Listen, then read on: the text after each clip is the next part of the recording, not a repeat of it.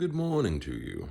I still have the crusties in my eyes and my beard is a little crooked, but I woke up and I had been seeing the reactions when I was half asleep last night. But I finally decided that I was going to address the situation with Scott Weiner, which is an interesting last name for a gentleman. But essentially yesterday, late in the evening, he came out with some information about basically he had reshared a Charlie Kirk tweet earlier talking about how he basically, through his laws has supported leniency on pedophiles. And he, shared that saying how disgusting it was, how these were vile lies against him that were going to cause issue. And basically, later on in the evening, he shared with us something that he claimed to be a threat from somebody on the far right, the conservatives, who is potentially a follower of Charlie Kirk, sending, I guess you would call it a threatening message to him. And I say message because I don't know. The real truth to the story isn't about the message that was sent. It's about, well, one, whether it actually happened, because the way that it was shared was in a, it literally looked like he wrote something in Note on Apple and then copied it with all of the, the lines for the everything and the little spell check things still listed there. And even the cursor in Flash, as ready to type the next text into the box there. So he copied and pasted that, and everybody is making fun of that, saying that, oh yeah, totally believable that this message happened and stuff. And I get that. I definitely get that it's why would you share us the message in that way if you wanted to convey how threatening it was, if it's real at all?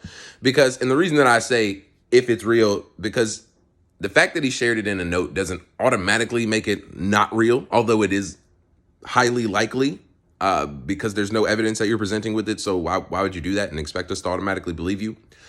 But there is a shred that, because everybody's like, oh, pretending that this is supposed to be a fake email. Well, I'm going to play the devil's advocate here and say, what if it wasn't an email? What if it was a voice message or potentially something that was said to them in person, in passing or something? I don't know. And I think that Scott Weiner was ambiguous. Senator Weiner. I thought that Senator Weiner was a little ambiguous with the format of how this message was delivered to them on purpose, which adds to the incredulity of is incredulity a word? I'm pretty sure that's the word that I'm looking for, of the, the whole situation. So I say all that to say that, while I don't think that we should jump to conclusions and totally, trash the story and say that we don't believe that it happened at all. Say that it didn't happen factually. You can say you don't believe that it happened. I don't believe that it happened, actually.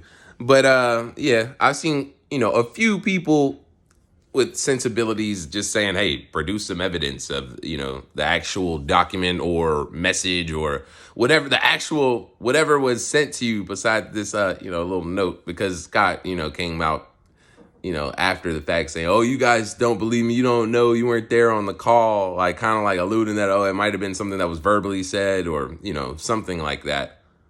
My opinion on that is that, just provide us the documented evidence of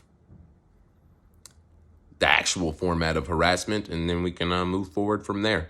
But until then, I get it that, people on the right are trying to, poke holes in it and say, it's so fake, and stuff like that. And that's cool. It's a subject of entertainment. It is amusing.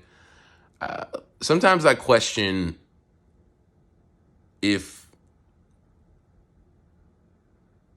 this is just an opportunity for a lot of people to cash in on jokes or play a sport of politics rather than actually getting anywhere for society, for the population, for the United States or anything like that. So when I see everybody sharing this blatantly, I'm not going to say that they're lying on him or anything like that, because they haven't lied yet, and it is stupid and it is funny, and I actually enjoy a lot of the posts that are coming, but it's like at the same time, y'all should be calling for him to provide proof just as much as you're denouncing him, because if y'all just call him a liar and then he pulls proof out of his wazoo and shows it to the left, or even people who might be on fence sitters in between who happen to see the documentation, and they see everybody making fun of him and stuff like that for something that was a real threat, it's not going to look that great. So that's something that we do want to keep in mind. But at the end of the day, I don't care. Like,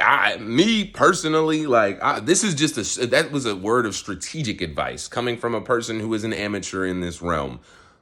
But in my personal life, hell, I would make fun of that from dawn till dusk. But I'm also not trying to sit for any position. I'm not vying for any major change personally for myself in the United States of America based off of any work that I'm actively doing. Meaning, I'm not an active public figure in politics as it currently stands. So what I do and what I say in my personal time has a lot less significance than what somebody who is either a part of political media or maybe potentially running for political office, the damage that they can do by even just joking in a way that is uncouth, for lack of a better term. So let's be mindful of those things, but we can still have our fun. And did Mr. Senator Weiner receive threats from Charlie Kirk fans? I don't know. I don't really care, actually. Hey, peace.